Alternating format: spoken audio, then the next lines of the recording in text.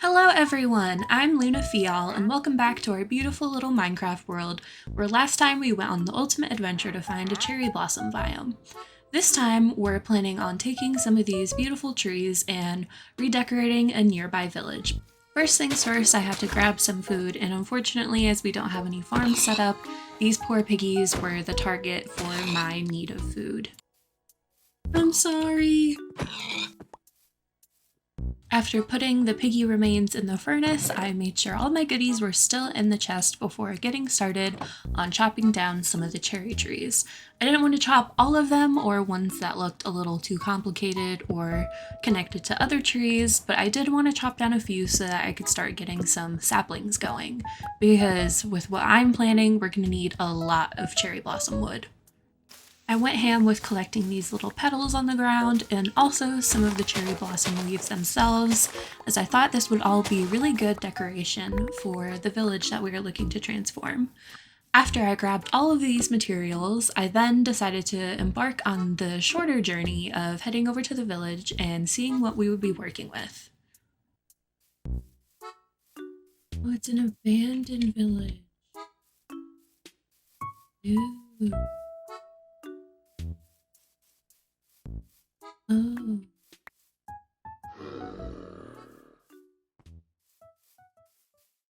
Hi. Maybe there's hope yet. Oh. Thanks. I continued to explore the village, attempting to get an idea of what the layout looked like and seeing what all the abandoned features of the village looked like. Having been very used to normal villages with villagers running around, iron golems, cats, this was quite a shock. Another one? I decided that there were actually some good bones here and that I would still be continuing with my plan to transform this village, but it would just be in a lot bigger way than I had anticipated.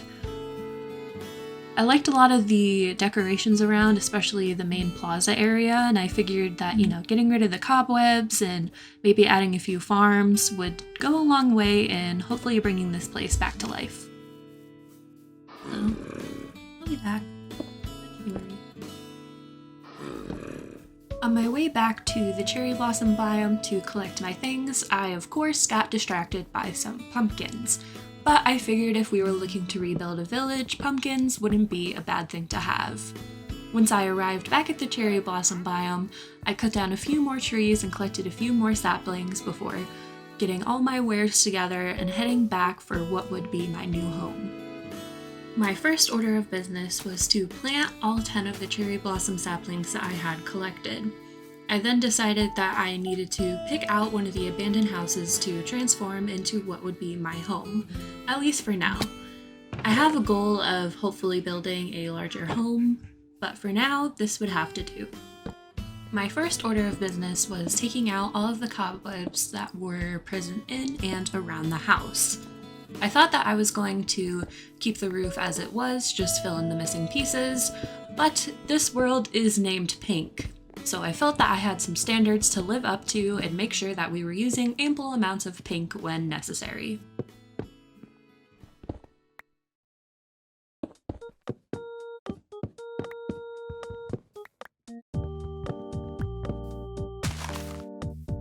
At this point, I was still heavily lacking all the different blocks that I wanted to be able to make the ultimate home, so for now I just decided to use what I had and what was around the area to have it kind of blend in with the abandoned energy of the village, but still cute and pink, of course. Later on, when we have different blocks, I want to go back and transform all of the different buildings, but for now this will have to do.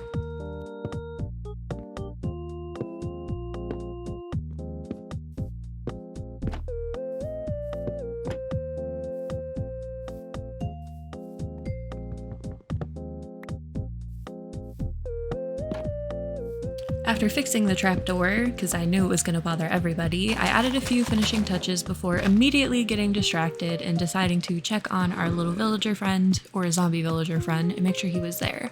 I thought that it would be a good idea to start working on some of the farms in the area, as I needed to be able to take care of myself and any villagers that might be in the area. Obviously, we're working with one who is not even really a villager at this point, so he doesn't need to eat, but nevertheless, food is still important. And yes, I almost fell in that hole. Thankfully I didn't, but you know, would have been funny.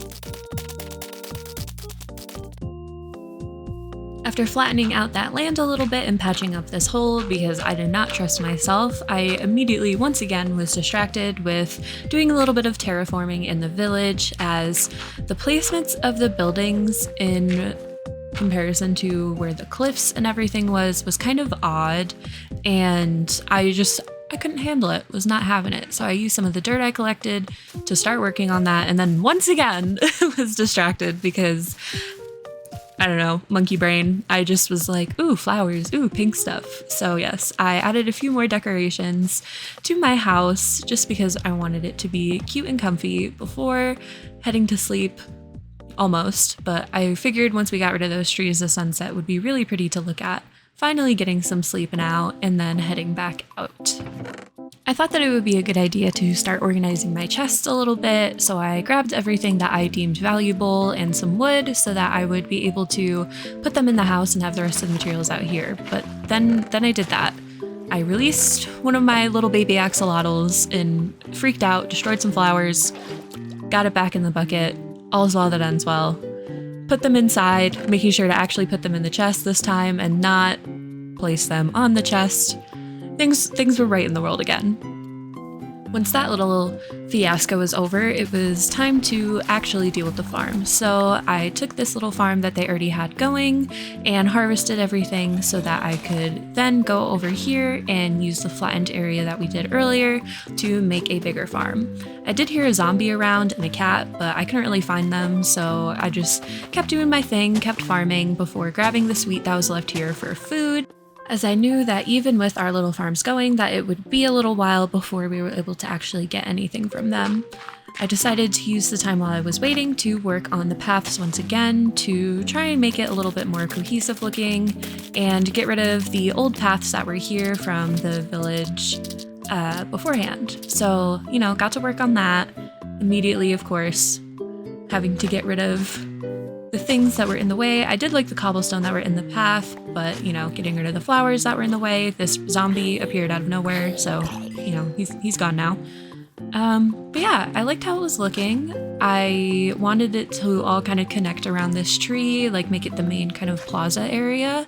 And then I continued on up here, but my shovel broke, so I thought it was high time that we head into the mines to look for some gold and maybe some diamonds, so that way we would be able to work on converting our villager back into a normal villager, not a zombie villager anymore, and also because we were still rocking with some iron and leather armor.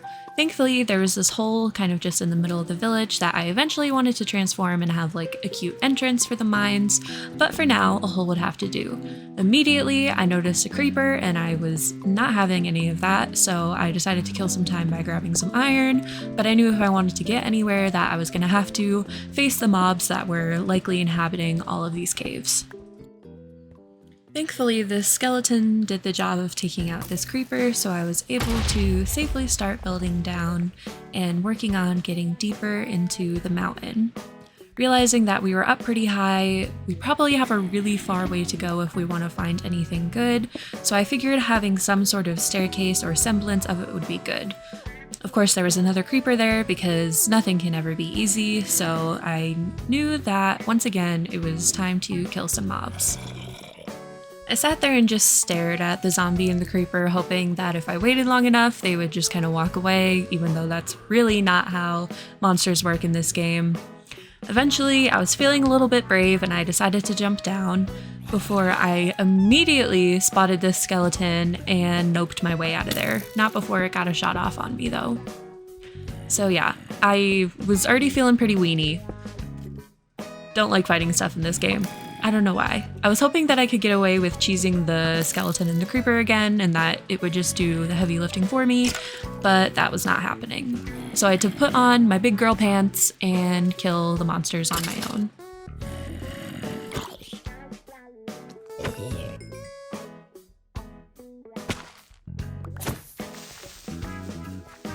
Was it time efficient? No. Was it skillful? Probably not. Were they dead? Yes, and that is a victory in my book. I was rewarded with another lush cave. I don't know how rare the spawn rates are for these, but I was really excited to have a closer chance for getting the glowberries and the moss and all that, because the one that we had found last episode was around 2,000 blocks away, and that's a really long way to go for some pretty plants. Once again, working on my amazing staircasing skills, I know you wish you were this good, before getting some coal and some other goodies that were in the area. I decided to explore some of these branching paths because I was hoping again to find some gold or diamonds, but got some more coal. Can never have too much coal. I noticed that there were a lot of holes like this that were leading to the outside, and I thought it would be cool if we eventually made like a transport system or something through the caves, like leading to different places, because it's kind of a pain getting up and down the mountain. So if we were able to go down and out that way, I thought it might be a little bit faster and a little more time efficient. Continuing on, I found this weird little gap that I safely bridged across, of course, because I'm gonna fall in a hole one day. And then I found all the creepers, just all the creepers ever. And this was the moment that I've been training for. So I swiftly dispatched the first two by, just letting them blow each other up. It worked very well. And, patched the hole, of course. If there's one thing about me, I'm gonna patch the hole. And then I was able to swiftly take care of this other creeper, leaving only one left, and he stood no chance. He knew that his comrades were down, and he tried to get me, but I was simply too swift, simply too fast, and too furious. I was confused why it was glowing right there, and I continued on, knowing that the creepers must be guarding some wonderful treasure, and it was a dead end. So yeah. It was not worth it, but the creepers aren't there anymore, so that's a W in my book. Feeling slightly disappointed that I haven't found much of value yet, I decided to explore some of the area where the lush cave had overgrown. I'd never really seen a lush cave built like this, and of course it was another dead end, but I was able to grab some of these bushes to hopefully turn them into trees. I'm pretty sure that's how that worked, but yeah, was excited to at least get some of those, and then continued on. Found another hole that just looked kind of weird. Saw that I had been over there because the torches, and I decided to head up and see what I could find over there, see if there's anything good. I know that gold and diamonds and all the stuff that I want isn't really up, but I just gotta explore, and sometimes the monkey brain wins, and monkey brain says, ooh, I can see the day, I can see the light. And yet again, I found another little area that led to the outside and got distracted once again by all the iron, broke a pickaxe, love that for me.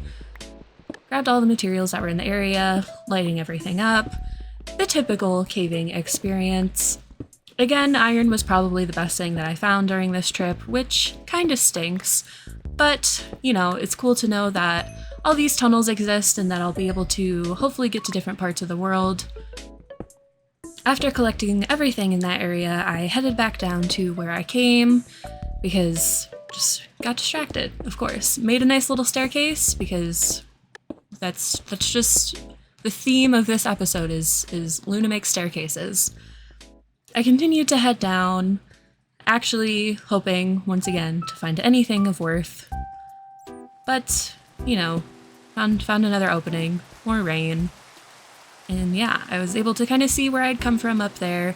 Spotted some iron, which was nice, even more of the beautiful little glowberries, a little bat just coming to say hey, and then the most magical thing happened. I found another friend. So fast and nimble, I quickly caught him, and with that was my grand expedition pretty much done. I had grabbed some more iron and found some lapis during that, which was nice to know that eventually when we make an enchanting table, we'd have some lapis, and I took my leave, deciding that I had gotten enough for one day and I could probably safely put the good stuff in the chest. Now up to 5 axolotls. We'll have to make an axolotl sanctuary soon. Very exciting. This was the haul that I got. We got so much copper, we got a little bit of iron and some lapis, and yeah, So next episode, I'm hoping that we'll be able to continue transforming the village, maybe make an axolotl sanctuary, and a little mine entrance. If you enjoyed watching, please consider liking, subscribing, and have a great day! I can't even remember how you name axolotls. I'm pretty sure you can just name the bucket with the anvil. Maybe, I don't know. But I'm gonna go get a snack. You guys should get a snack too. Take care of yourself.